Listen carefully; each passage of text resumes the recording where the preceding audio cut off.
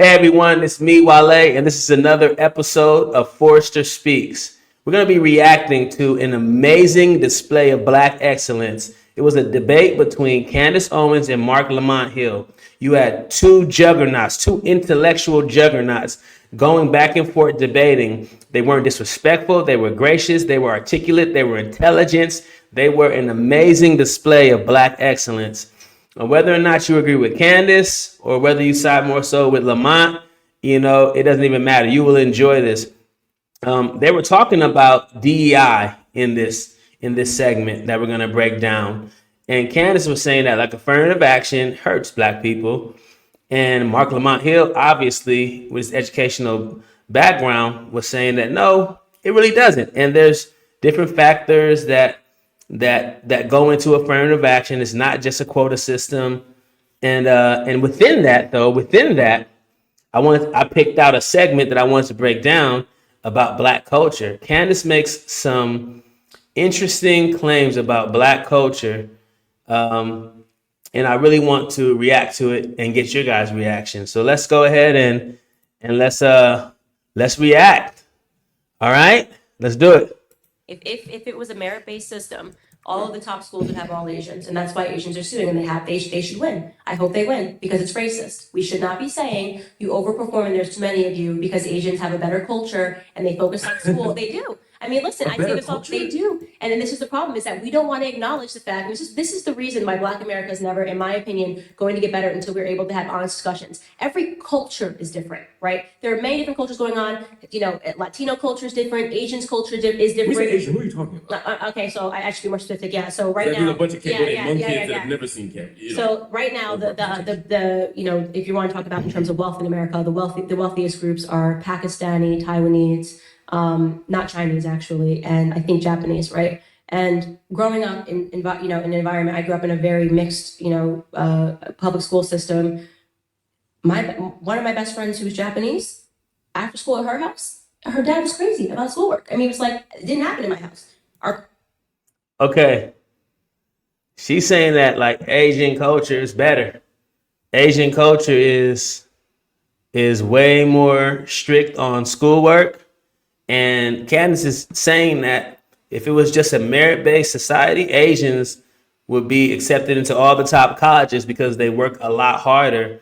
And Black culture, we don't value academics as much as Asians do. I mean, what do you think about that? On one hand, I agree with her, right? Because, some people I know, will put way more emphasis in sports, AAU teams, travel ball. And, they'll tell their kids, like people used to tell me, just get good grades as a backup plan. You got to have a backup plan. But like in Asian culture, it is the plan, it's the plan. So Black American culture does not, I say, and I agree with Candace on this one. We do not value education. We are not as strict. We do not pour all of our resources into it the same way that we do into sports and other things. And I want to know why. Like I would love to hear your thoughts. Continue, Candace. Cultures were different. I didn't have my house, my cousins. Like really, a lot of us. I'm raising my cousins. I'm watching my cousins. Because their mom's at work. They're single mother households. The cousins are becoming the babysitters. Wasn't that way. Her father was so strict about her work. She ended up going to a top school. That made sense based on how she's worked her entire life. Right? To imagine that I didn't end up going to a top school, and for me to say it's because of color of my skin or she shouldn't be able to know. She worked harder. Asian culture is different. Okay. So let's talk about this, Candace. Because on one hand, she's saying the reason why, she wasn't as focused and as strict in her household is because she was helping babysit and raise her cousins. There was single parent household. She's saying these factors that are because we're Black, right? And some people might say, what does like the government have to do with Black men not being home or single parent household? A lot, right? And that's a whole nother episode, but there's systemic racism. There's generations and generations of Black disenfranchisement, mass incarceration. There's a lot of slavery. There's a lot of roadblocks that were, during the Reconstruction period. You can even go down to like Rosewood and and Black Wall Street, and like just the deconstruction of the black middle class and the killing of our heroes. Like there's been so many levels of an attack on black family, black organizing, and black life that today we're still seeing the remnants of it. We're still trying to put those pieces back together. The welfare system, how they removed the black man out of the household in order for the woman to get resources to raise the children. There's so many reasons why being black led to what she experienced, which was I have to help to mend or to fill in the hole that the fatherless family, like the non-nuclear family in the black community has, as to where my Japanese friend had a father, had a nuclear family, and everybody was playing their position to ensure that the kid had the luxury of hyper focusing on education. So I agree that black culture does not prioritize education as high as we should or as high as other cultures. But I think that she left out a lot of the reasons to why. So she's not fully informed, and I really like Candace Owens because she speaks her mind. She's very smart, and I think she truly believes what she says. I just don't agree with everything she says. So either she's not well informed on this matter, or she doesn't have honest intent behind it. She's trying to prove a point more than tell the truth.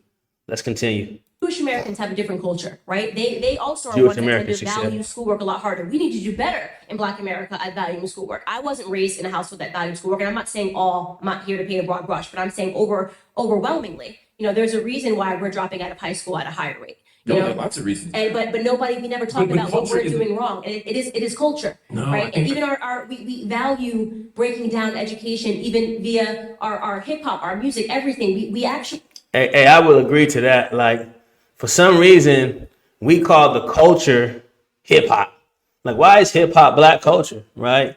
And then we don't own the culture then, because we don't own the record companies, we don't own the streaming services, we don't own YouTube. Like, we don't own the perpetuation of the black image that is being disseminated and sold to the world at large, and also being used to influence the next generation of young African American kids. So we don't own that. So so I agree. Like, it's a toxic culture right now. It's toxic. It's horrible. I'm not really proud of black culture right now.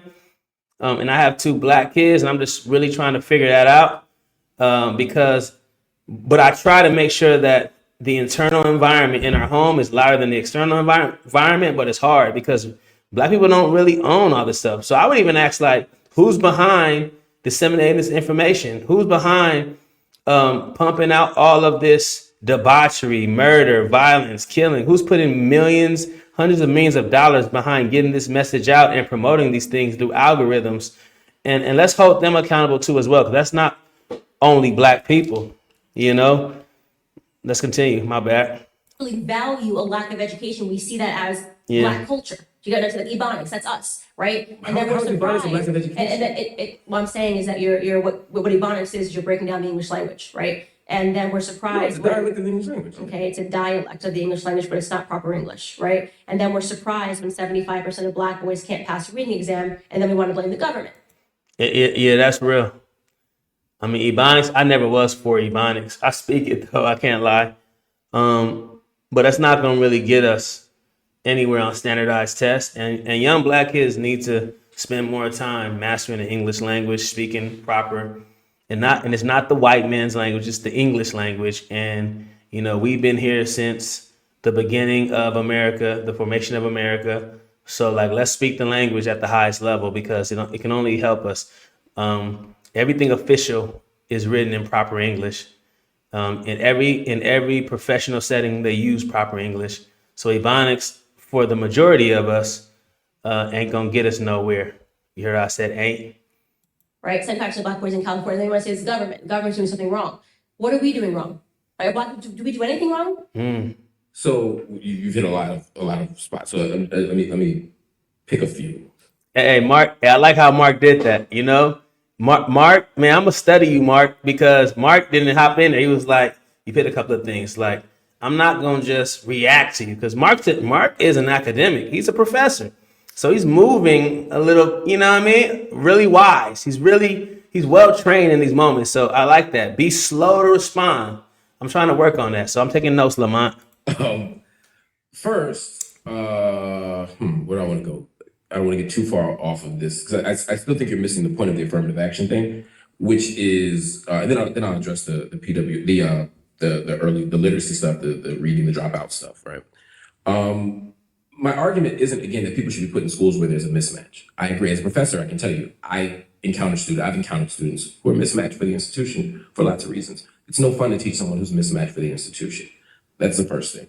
The second thing I would say is it's institutional mismatches happen across the board, and there are plenty of people who don't meet the average of the school. It's not just Black people. That's, for example, legacies oftentimes don't meet the match. Athletes often don't meet the match. Yeah. I was an athlete. I got a 4-year scholarship. I definitely didn't meet the match, but I graduated with like a 3.6 GPA. No, that was grad school. I think it was like a 3.3 in undergrad. But yeah, man, like I did really well because the environment, leveled up my studying skills. The environment, activated something that I had that a lot of people didn't have. I had the competitive bone in my body from playing sports. So, but it also told me that y'all systems are trash because I went to the #1 public university in America, and I graduated when a lot of kids who came in with 4 point whatevers didn't graduate, and I scored higher on my test scores and had better grades and went further in academia than a lot of people who I knew who had great grades all throughout K through 12 in LA in high school, the schools that I went to. So like, there's something wrong with the admissions. There's something wrong with the merit-based system because it's not an indicator of performance. And as you can see, I'm living proof of that. Who else? I mean, it's legacies, donors, and athletes are three key examples. George Bush. People said George Bush was dumb. George W. Bush wasn't dumb. His SAT score, I believe, was one standard deviation above the average Americans, right? But it's 2 below what the average Yale student did. He was just fine. He turned out just fine. He was smart enough. He got into Yale. He did just fine. Black people are no different, right? I would rather give that kind of hookup, to use a lack of use a may not use the word hookup. I would rather have that type of relationship for a student in poverty and someone who worked hard than someone who's the benefit of legacy and privilege. I'd rather have none. I got you. Yeah. But Yeah, Candace, that's not right. Well, look, that's not right. Because what he's saying is that what we're trying to ascertain from a merit base, from grades, we're not just trying to figure out who scored higher on the SAT. We're trying to predict a future outcome, like how well will you do in our university? Will you see your academic journey all the way through?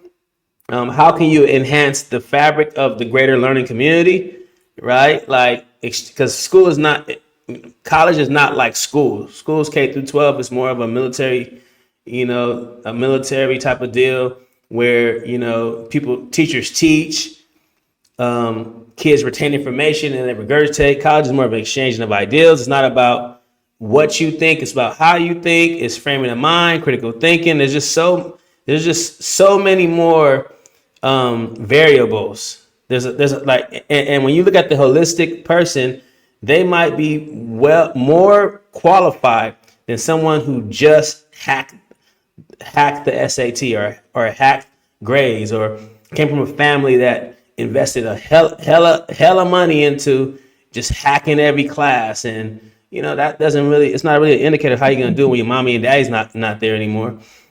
What he's saying is that the tenacity, the independence, the resilience that someone from a lower socioeconomic status or someone who dealt with adversity is showing is equally as good or even higher than someone who did not have to face that adversity, because you're going to face adversity in academia, you're going to face adversity in life.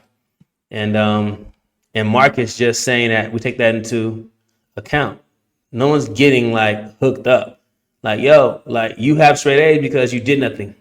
The reason why some kids from the inner city don't have straight A's because some of them have a job, some of them have to go to take hour-long bus rides each way on a public bus transportation system. Some have to take care of their siblings, and yet and still they still have amazing grades. Come on now, yeah, Candace, you gonna see because you gotta have black kids now. So we gonna see. You talking now? And I hear you. What I'm saying is from that point, because no one is complaining about the athlete, no one's complaining about the legacy, no one's complaining about the person who built the building that we're standing in. I'm talking about the university.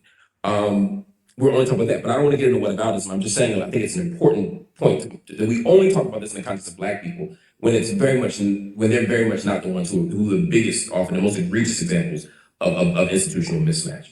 The second thing is when we think about Black people in front of it, again, the goal when we do admissions is to say, how can we have a diverse student body? Because diversity itself is an institutional asset. So if the average SAT score is 1,400 and there's a Black kid from Compton who has a 1,000 and a 3.9, I might say, this person's probably not a great fit for this school. Can you explain that diversity being an asset? Studies show that when groups are heterogeneous, we're either more dynamic and creative solutions, we're able to problem solve better, that we learn from each other, and then we're better prepared for the What world. studies? You sound like one of those leftist, fluffy studies. No. How do you measure that? How do you measure that? What's the test to see if diversity? Yeah. But also, what's the test to say that diversity doesn't work, Candace? Like, what's the test that shows that diversity does not work? Right? Like that DEI does not work. I want to see that. Like, somebody got to tell me something different. Like what, and then also like even with diversity, we still don't have crazy numbers. We're only 13% of the population, man. Like you tripping off of 13% of the population. Candace, you tripping right now. I respect you, but you tripping. Task-oriented problem solving with groups, and they did them with homogenous groups first, and groups that are all the same tend to arrive at solutions faster. If we're all the same, because we tend to think the same, we tend to have the same kind of ways of solving problems. But what's interesting is when we're heterogeneous, it takes us longer to get there. But we offer more diverse and creative solutions, outcomes. So now you could ask what your goal of school is. We could have a debate about what you think the outcome should be. Yeah, because I think that there's no such thing as diversity. Just because you look different than me doesn't mean that we're diverse. We could be from the exact same neighborhood. It doesn't mean that. I agree. To me, I think what. No, I'm back on your side on this one, Candace, because when I went to school, I used to like have a lot of problems with Black people who were like, I call them bourgeois Blacks, the boys, they're not the Booker T's, right? So it's like, although we have the same skin complexion, and even some people live in the same neighborhoods, they had different cultural experiences.